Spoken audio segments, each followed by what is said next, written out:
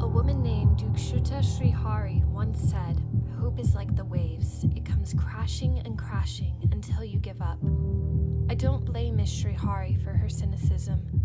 I have held on to my hope for people to rise and help the ocean and earth for what seems like too long. Waves crashed when I lived through the second hottest year on record.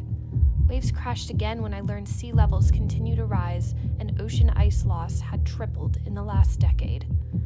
Sea life forever changed, ecosystems interrupted, so many waves crashing the hope that we could band together and help our ocean. But the funny thing about waves and hope is that the crash does not cause the damage we might first assume. In fact, as waves crash, they bring grains of sand, grains of new knowledge and creative ideas to restore what has been lost. They test our ability to swim to the surface and cling to the knowledge that there is air above. So maybe hope is not such a bad thing after all. Coral reefs, living kaleidoscopes of ocean treasures which support 25% of marine life, are dying. Rising temperatures and ocean acidification turning colorful reefs to bleached boneyards. But what if they could be restored? Groups such as Moat Marine Laboratories have found a way. They are taking coral and splicing it to create duplicates before returning it to the wild.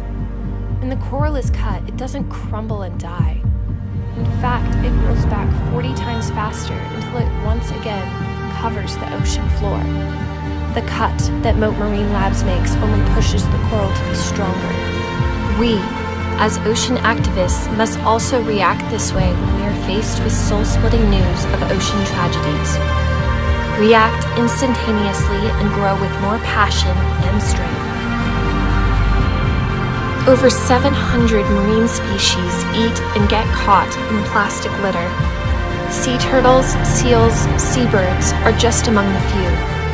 It's terrible to think about the innocent animals that are injured or killed because of something we created. It's our job to take it back, and luckily, the work has finally begun. Over 400 laws have been passed across the US to ban or tax plastic bags.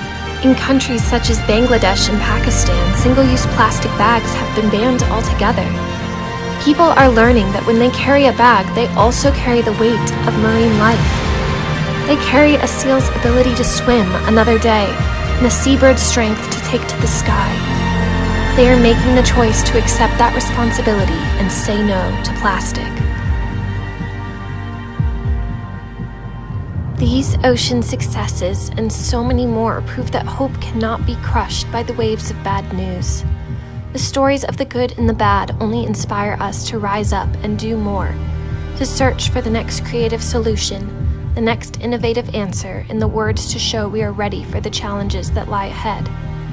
Don't let the waves crush you. Remember that they are only there to remind you to swim harder to the surface. Find the grains of sand that hold the wisdom to this beautiful world. Continue to hope for a better future for our ocean, because that future could ride in on the very next tide.